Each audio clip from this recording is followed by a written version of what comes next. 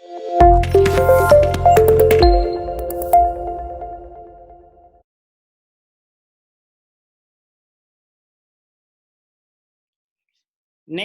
Turnover ratio है trade receivables turnover ratio.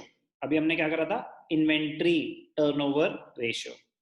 Inventory turnover ratio में क्या करा हमने, relationship between average inventory and cost of RFO.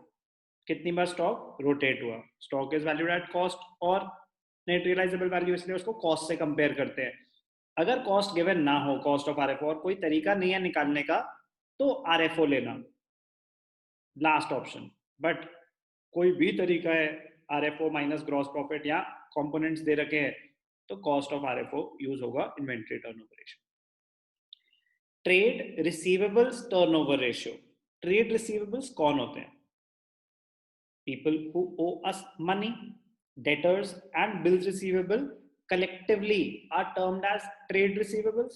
So debtors, people who owe us money, business entities who owe us money on account of credit sales. आपने credit पे सामान बेचा किसी को, आपने पैसे लेने हैं। बिल्स रिसीवेबल, आपने किसी को क्रेडिट पे सामान बेचा था, उसने बोला कि आपने उसको बोला डॉक्यूमेंटेशन करेंगे एडिशनल, आपने बिल बना के भेजा, उसने बिल एक्सेप्ट कर लिया, आपके लिए बिल्स रिसीवेबल, वो भी क्रेडिट सेल्स की वजह से ही जनरेट होते हैं। तो trade receivables should be compared not with your total sales but only credit sales. Credit RFO से कंपेयर करना चाहिए, क्योंकि डेटर्स और बिल्स रिसीवेबल अराइज ही क्रेडिट सेल्स की वजह से होते हैं। Trade receivables is the amount receivable against goods sold or services rendered in the normal course of business by the enterprise on credit. Credit पे सामान बेचा, नॉर्मल बिजनेस आप जो कर रहे हैं उसी को ही। Amount remaining outstanding against sale of goods और services rendered. Trade receivables include debtors and bill receivable. Okay. Trade receivables turnover ratio establishes the relationship between credit RFO. तो क्रेडिट आरएफओ क्या होता है? अगर आप टोटल सेल्स में से returns minus करते हैं तो आता है net sales. RFO is equal to net sales. RFO में से अगर आप कैश सेल्स माइनस कर देंगे तो आ जाएगा आपका क्रेडिट आरएफओ। तो क्रेडिट, नेट क्रेडिट सेल्स और क्रेडिट आरएफओ एक ही बात है। तो relationship between net credit sales and average trade receivables. Average trade receivables क्या होते हैं? Average debtors and average bill receivable, opening plus closing divided by 2। Formula credit RFO divided by average trade receivables, times में निकलता है ये भी turnover ratio, mostly not all, mostly times में निकलते हैं। क्रेडिट आरएफओ का फॉर्मूला आपको बताया। क्रेडिट सेल्स, क्रेडिट सेल्स अगर डायरेक्टली गिवन है और सेल्स रिटर्न भी हैं तो credit sales minus sales return. अगर आरएफओ है, आरएफओ और नेट सेल्स एक ही बात होती है।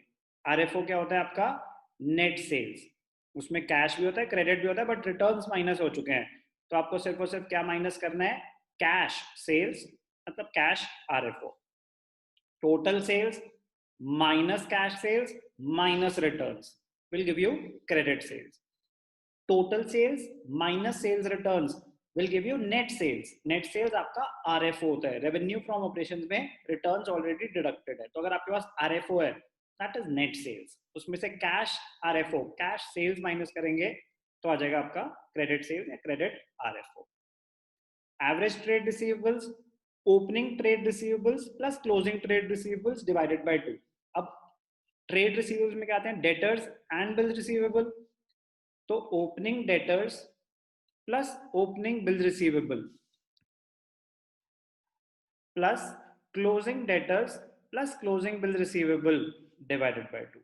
तो ओपनिंग डेटर्स और ओपनिंग बिल रिसीवेबल क्या दे देता है? Opening trade receivables. Closing debtors plus closing bill receivable क्या दे देता है? Closing trade receivables divided by 2। Net credit sales, बता दिया आपको, टोटल सेल्स में से रिटर्न्स और कैश सेल्स माइनस कर दो, आरएफओ गिवन है तो सिर्फ कैश फ्रॉम आरएफओ और cash sales, cash RFO minus कर दो। अब ध्यान से देखना, बड़ा ही इंटरेस्टिंग पॉइंट, जब आप एवरेज ट्रेड रिसीवेबल्स कैलकुलेट कर रहे हो, opening trade receivables plus closing trade receivables divided by 2, okay, ये तो गया formula. Provision for doubtful debts are not to be taken into consideration. Liquidity ratios जब हम कर रहे थे, उसमें जब हमें करंट एसेट्स चाहिए थे, डेटर्स चाहिए थे, तो प्रोविजन माइनस करते थे अगर प्रोविजन फॉर डाउटफुल डेट्स है तो। वहां पर्पस था हमारे पास अवेलेबल कैश कितना है लाइबिलिटीज को पे ऑफ करने के लिए, शॉर्ट टर्म लाइबिलिटीज। यहाँ पर्पस वो नहीं है, यहाँ पर्पस है कि हमने कितनी क्रेडिट सेल्स जनरेट करी, कितना पैसा हमारा ब्लॉक्ड है, रिसीवेबल्स, हमारी स्पीड ऑफ रिकवरी क्या है, पैसा कितनी जल्दी डेटर्स और बिल रिसीवेबल से आता है। Provision should not be taken into consideration while calculating trade receivables turnover ratio. ध्यान से देखिए, when trade receivables turnover ratio is computed, it should be kept in mind that provision for doubtful debts is not deducted. It is not deducted from trade receivables, since the purpose is to calculate the number of days for which sales are tied up in trade receivables and not to ascertain the realizable value. हम ये calculate नहीं कर रहे कि debtor से पैसा कितना आना है तो फिर प्रोविजन माइनस करेंगे, नहीं, हम ये कैलकुलेट कर रहे हैं कि क्रेडिट सेल्स में कितना पैसा ब्लॉक्ड है। तो टोटल डेटर्स लोगे तभी पता चलेगा ना, आप प्रोविजन माइनस कर दोगे तो गलत कैलकुलेशंस आएंगी। तो provision for doubtful debts not to be deducted. Actual bad debts तो राइट ऑफ हो चुके हैं ना, वो तो ऑलरेडी डेटर्स में से डिडक्टेड होते हैं, प्रोविजन की बात हो रही है। So what is the purpose of calculating trade receivables turnover ratio? This ratio indicates the number of times trade receivables are turned over in a year in relation to credit sales. मतलब आपकी credit sales थी 50 लाख और आपके average trade receivables है 10 लाख। कह रहे ऐसे कैसे? डेटर्स हैं आपके ऑन एन एवरेज 10 लाख और आपने इस साल 50 लाख की क्रेडिट सेल्स करी, ऐसा कैसे हो सकता है? बेचे, पैसे आ गए, फिर क्रेडिट पे बेचे, फिर पैसे आ गए, तो ऑन एन एवरेज मेरे 10 lakh average debtors, average trade receivables रहते हैं। और अगर मेरी 50 लाख की क्रेडिट सेल्स हुई हैं तो 5 टाइम्स है trade receivables turnover ratio. Trade receivables were turned over 5 times, rotation 5 बारी हुई। It shows how quickly trade receivables are converted into cash and cash equivalents, and thus shows the efficiency in collection of amounts. Inventory turnover ratio में था efficiency in realizing money from your stock, efficiency in rotation of stock, कितनी जल्दी आप stock को rotate कर पाते हैं। यहाँ पे है efficiency in collection of amounts due against trade receivables। efficiency है but different type की, वहाँ inventory management थी, यहाँ receivables management है। a high ratio is better since it shows that debts are collected more promptly. A lower ratio shows inefficiency in collection or increased time period and more investment in debtors than required. अगर turnover ratio लो है, इसका मतलब आप बहुत time लगाते हैं debtors से recovery करने में, आपकी रिकवरी स्पीड स्लो है, पैसा ब्लॉक्ड है डेटर्स रिसीवेबल्स। क्या करा हमने? Trade receivables turnover ratio, formula net credit sales, इसको बोलेंगे हम credit RFO divided by average trade receivables. Credit RFO में से कैश सेल्स माइनस कर दो, ठीक है, RFO is net sales. Average trade receivables, opening trade receivables plus closing trade receivables divide by 2। Debtors और बिल रिसीवेबल अलग से दे रखे हो तो opening debtors plus opening bill receivable will give you opening trade receivables, closing debtors plus closing bill receivable will give you closing trade receivables. Average निकाल देंगे। ध्यान क्या देना है? अगर प्रोविजन फॉर डाउटफुल डेट्स हैं, they are not deducted while calculating this ratio. Purpose is not to calculate कितना पैसा हमें मिलने वाला है डेटर से, ये कैलकुलेट करना है कि क्रेडिट सेल्स में कितना पैसा टाइड अप है, उसकी रोटेशन स्पीड कैसी है। क्या करा हमने, ट्रेड रिसीवेबल्स टर्नओवर रेशियो।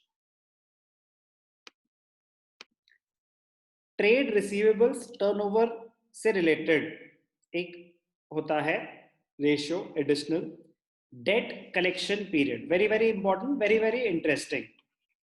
किससे रिलेटेड है, ट्रेड रिसीवेबल्स टर्नओवर रेशियो से रिलेटेड है। डेट कलेक्शन पीरियड और average collection period. Trade receivables turnover ratio तो क्या बताता है कि कितनी बार पैसा रोटेट हुआ, कितनी बार पैसा रोटेट हुआ। It shows how quickly trade receivables are converted into cash. How quickly, कितनी बार पैसा रोटेट हुआ। डेट कलेक्शन पीरियड एक प्रिसाइज पीरियड बताता है कि आज अगर क्रेडिट पे सामान बेचोगे तो नॉर्मली कितने दिन में पैसा आ जाता है, वो एग्जैक्ट टाइम पीरियड बताता है। ट्रेड रिसीवेबल्स टर्नओवर रेशियो बताता है कितनी बार साल में पैसा रोटेट हुआ। उसके बेसिस पे ही हम एक एडिशनल इंफॉर्मेशन निकाल सकते हैं और प्रिसाइज इंफॉर्मेशन कि आज अगर मैं क्रेडिट पे सामान बेचूंगा तो कितने दिन के अंदर अंदर नॉर्मली पैसा आ जाता है। उससे बहुत सारी डिसीजंस मैं ले सकता हूँ कि अच्छा नॉर्मली 1 महीना लगता है, तो फिर मैं आगे फर्दर परचेजेस प्लान कर सकता हूँ, आगे किसी को टाइम दे सकता हूँ कि 1 महीने बाद मेरा पैसा आएगा, मैं आपको सामान के पैसे दे दूंगा, अभी आप मुझे सामान सप्लाई करें। मैनेजमेंट, कैश मैनेजमेंट के लिए बहुत जरूरी है। डेट कलेक्शन पीरियड और average collection period, it provides an approximation of the average time that it takes to collect debtors. Average time कितना लगता है डेटर से पैसे कलेक्ट करने में, कि आज अगर क्रेडिट पे सामान बेचूं मैं तो कितने टाइम में मेरा पैसा आ जाएगा। Stating differently, debt collection period shows an average period for which credit RFO remains outstanding. एक ही बात है, आज अगर सामान बेचूं तो कितने टाइम में पैसा आ जाएगा या कितने टाइम तक आउटस्टैंडिंग रहेगा। दोनों बातें सेम है कि आज अगर सामान बेचूं तो 40 दिन के अंदर अंदर पैसा आ जाएगा, तो मतलब 40 दिन तक नहीं आएगा नॉर्मली। और average credit period enjoyed by the trade receivables।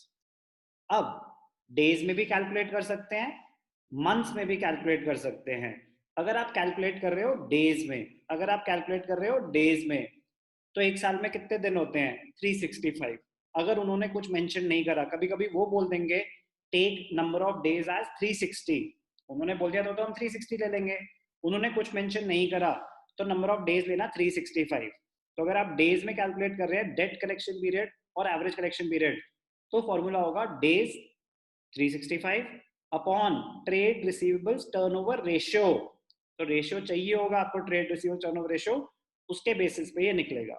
For example, आपका ट्रेड रिसीवेबल्स टर्नओवर रेशियो आया 10 टाइम्स, आप साल में 10 बारी पैसा रोटेट कर रहे हैं ट्रेड रिसीवेबल्स का, तो डेट कलेक्शन पीरियड क्या हो जाएगा, 365 upon 10 days upon trade receivables turnover ratio, तो क्या आया 36.5 days. On an average 36.5 days लगते हैं क्रेडिट पे जो सामान बेचा उसके पैसे आने में। ये बता रहा है, ये इतना एग्जैक्ट प्रिसाइज आंसर देता है। तो ट्रेड रिसीवेबल्स टर्नओवर रेशियो के बेसिस पे निकलता है, बट एक एडिशनल इंफॉर्मेशन दे रहा है डेट कलेक्शन पीरियड। डेज में निकाल रहे हो तो days upon trade receivables turnover ratio, months में निकाल रहे हो तो मंथ्स कितने होते हैं साल में, 12 upon trade receivables turnover ratio. तो अगर मंथ्स में निकाल रहे हो तो अगर 12 था तो 1.2 मंथ्स, तो ऑन एन एवरेज आपको 1.2 मंथ्स लग जाते हैं। आज अगर आपने सामान बेचा तो 1.2 मंथ्स में पैसा आ जाता है। किसी किसी बुक्स में वीक्स पे भी क्वेश्चन आ जाता है, तो उससे फर्क नहीं पड़ता। अगर आप वीक्स में निकाल रहे हो तो एक साल में कितने वीक्स होते हैं, 52। तो फॉर्मूला हो जाएगा 52 upon trade receivables turnover ratio. Days में निकाल सकते हैं, मंथ्स में निकाल सकते हैं, वीक्स में निकाल सकते हैं। कितने हफ्ते में पैसा आ जाता है, कितने दिन में पैसा आता है, कितने मंथ्स में पैसा आता है। कुछ मेंशन नहीं है तो हमें डेज में निकालना चाहिए और बेस्ट प्रेजेंटेशन रहती है कि इतने दिन के अंदर अंदर पैसा आ जाएगा। कुछ मेंशन नहीं है तो डेज में कैलकुलेट करना चाहिए। कभी कभी वो खुद ही बोल देंगे calculate debt collection period in months, तो मंथ्स में निकाल देंगे। डेज कुछ मेंशन नहीं है तो 365 लेना। कभी कभी क्वेश्चन ही आपको बोल देगा कि 360 लेके आ सॉल्व करेंगे। क्या करा हमने, डेट कलेक्शन पीरियड और ट्रेड रिसीवेबल्स टर्नओवर रेशियो।